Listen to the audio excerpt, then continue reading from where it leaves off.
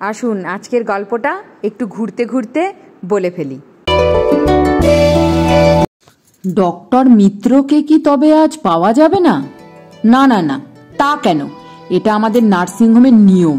প্রথমে junior doctor দেখবেন, একটা রিপোর্ট বানাবেন, তারপর ডক্টর মিত্র পেশেন্টকে দেখবেন। আপনি চিন্তা করবেন না। নার্সিংহোমের সাহায্যকারী মেয়েটির কথা অনুসরণ করে অগত্যা শেখরবাবু মেয়ে রিমিকে নিয়ে জুনিয়র ডাক্তার সংযুক্তার ঘরের সামনে হাজির হন। কি জানি এত অল্প বয়সী ডাক্তার ঠিক চিকিৎসা করতে পারবে কি না। যাকগে, শেষে তো খ্যাতনামা মনোবিজ্ঞানী ডক্টর মিত্রই দেখবেন রিমাকে, সেটাই একটা ভরসা। নিজেকে নিজেই আশ্বস্ত করেন শেখরবাবু। মেয়ের মাথায় আলতো করে একটা হাত রেখে দীর্ঘশ্বাস ফেলেন।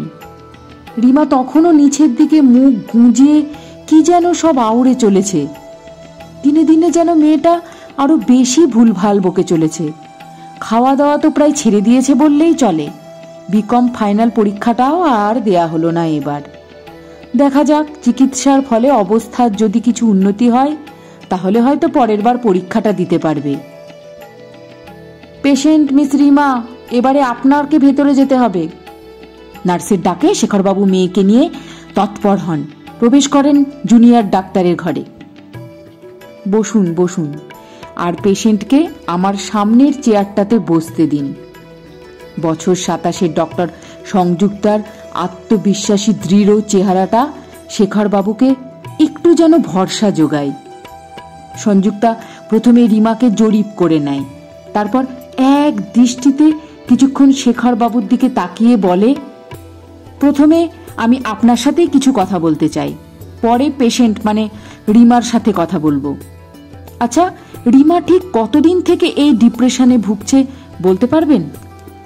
তা 1 বছর আগে থেকে বলতে পারেন। আমরা আসলে আহমেদাবাদের বাসিন্দা। 1 মাস আগে কর্মসূত্রে এই কলকাতায় এসেছি। ওখানেই এই রোগের সূত্রপাত। প্রথম সারাদিন চুপচাপ থাকতো, ঠিকঠাক খেত না, ঠিকঠাক ঘুমোতো না, এইসব আর কি। কিন্তু এখন তো মাঝে মাঝে আত্মঘাতীমূলক কাজকর্মও করতে যাচ্ছে। কোনো বিশেষ ঘটনার পর থেকেই কি এর সূত্রপাত? তা নয় তো কি, আমার ফুলের মতন মেয়েটাকে শেষ করে দিল সবাই মিলে। সবাই মিলে বলতে? একটু খুলে যে বলতে হবে শেখরবাবু আপনাকে। সে তো বলতেই হবে ডক্টর। বছর 3 আগে রিমার এক বান্ধবীর জন্মদিনের অনুষ্ঠানে অভিক বলে একটি ছেলের সাথে ওর আলাপ হয়। আলাপটা শেষমেশ প্রেমে গিয়ে পৌঁছায়। আমরা যদিও কিছুই জানতাম না। কয়েক মাস আগে রিমা ওর মাকে ওদের সম্পর্কের কথাটা সব খুলে জানায়। সঙ্গে সে এটাও জানায় অভিকের বাড়ি থেকে নাকি ওর অন্যত্র বিয়ে ঠিক করে ফেলেছে। অভিকও তার বাবা মায়ের ভয়ে রিমার কথাটা বাড়িতে জানিয়েই উঠতে পারেনি। তখনও রিমার মনে হয়েছিল আমরা অভিকের বাড়িতে গিয়ে ওদের সম্পর্কের কথাটা জানালে বোধহয় সবটুকু ঠিক হয়ে যাবে। ওর কথা মতো আমরা অভিকের বাড়িতে গিয়েও ছিলাম। তারপরের ঘটনাটা রিমাকে একেবারে আসলে ক্ষত বিক্ষত করে দিল ভিতরে ভিতরে। ভবিতব্য কে ঠেকাবে বলুন? একটা দীর্ঘশ্বাস ফেলেন শেখরবাবু। সেই দীর্ঘশ্বাসে কোথাও একটু লুকিয়ে থাকা নিস্তব্ধ অনুশোচনার ধিকধিকে আগুন সংযুক্তার ঠোঁটের কোণে কি একটু বাঁকা হাসি এনে দিল। পরম আদরের একমাত্র কন্যার করুণ দশায় পিতার কাতর চোখ দুটো অবশ্য সেই হাসি দেখতেও পেল না। সে বলে চলল, অভিকের বাবা তার ব্যবসার খাতিরে আর এক ধনী ব্যবসায়ীর মেয়ের সঙ্গে অভিকের বিয়ে ঠিক করেছিল। সে ছেলের অন্যত্র বিয়ে দিতে নারাজ। অভিক জানিয়ে দেয় রিমা নাকি তার শুধুই ভালো বন্ধু ছিল। আজকালকার দিনে এরকম বন্ধুত্বকে প্রেম ভাবাটাই নাকি রিমার ভুল হয়েছে। নিমেষের মধ্যে রিমার সব আশা স্বপ্নকে গুড়িয়ে দেয় তার প্রথম ভালোবাসা। সহ্য করতে পারেনি মেয়েটা, বুঝলেন। এক বুক ব্যথা নিয়ে মৃতপ্রায় হয়ে বেঁচে আছে। ওর মানসিক ব্যাধির কথাও জানিয়েছিলাম অভিকদেরকে। ওরা বলল এসব নাকি ছেলের বাড়ির লোকদের ছলে বলে কৌশলে ফাঁসানোর চেষ্টা। আচ্ছা বলুন তো, কোনো মা বাবা কি তাদের সন্তানের মানসিক ব্যাধির বাহানা বানাতে পারে? এও কি সম্ভব? সংযুক্তার কপালে কয়েকটা ভাঁজ পড়ল। মুখটাও হঠাৎ করে কঠোর কঠিন হয়ে উঠল। কেন শেখরবাবু?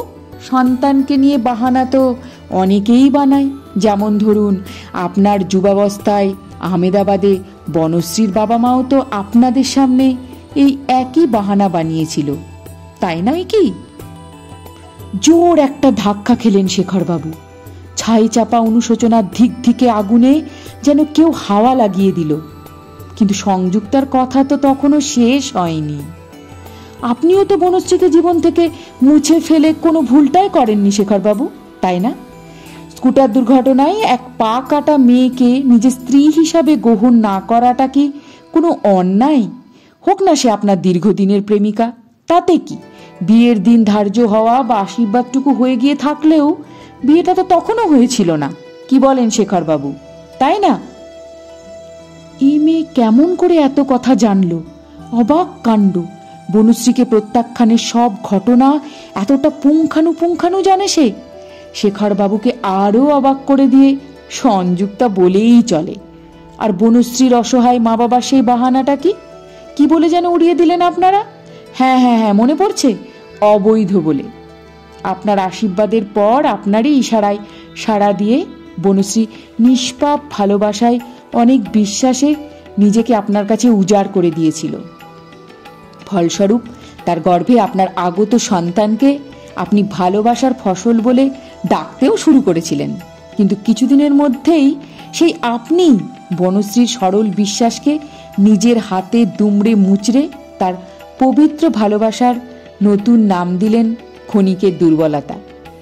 আর আপনাদের আগত ভ্রূণ সন্তান আপনার কাছে ততক্ষণে হয়ে উঠেছে অবৈধতার প্রতীক।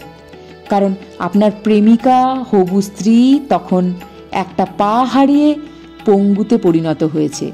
হাই রে প্রেম! কিন্তু দেখুন, ওই দুর্ঘটনাটাতেও কিন্তু সেই অবৈধ বোনের কোনো ক্ষতি হলো না।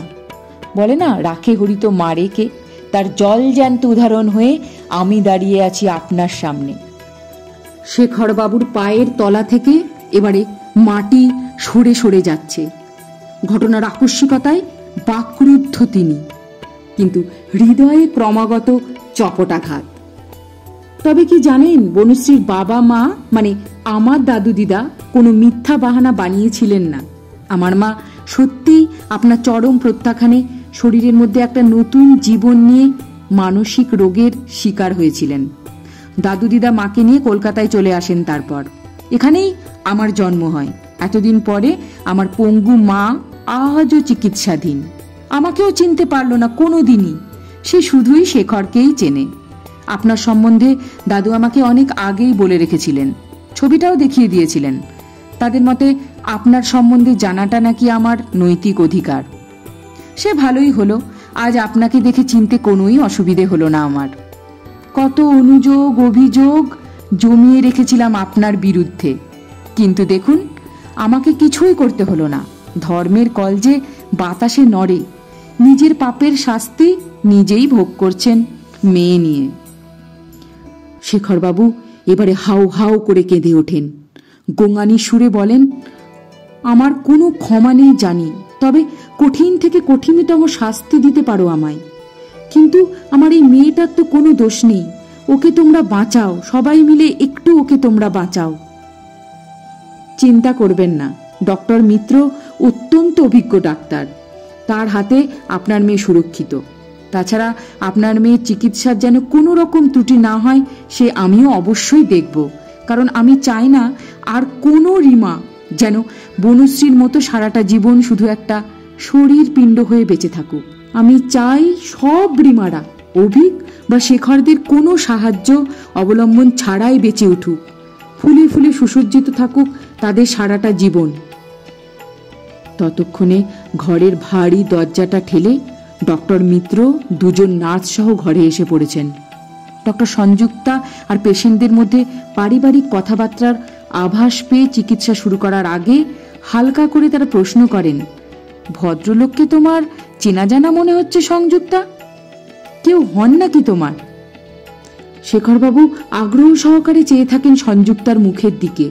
এক প্রতারক পিতাকে এতগুলো বছর পরে নতুন কোন সমীকরণে বসাবে সংযুক্তা?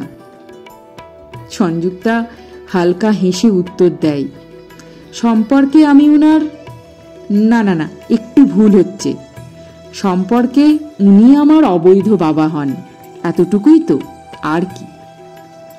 নমস্কার, ভালো থাকবেন সবাই, সুস্থ থাকবেন। আমার গল্পটি ভালো লাগলে লাইক করবেন, কমেন্ট করবেন এবং আমার চ্যানেলটি ভালো লাগলে অবশ্যই সাবস্ক্রাইব করবেন। নমস্কার।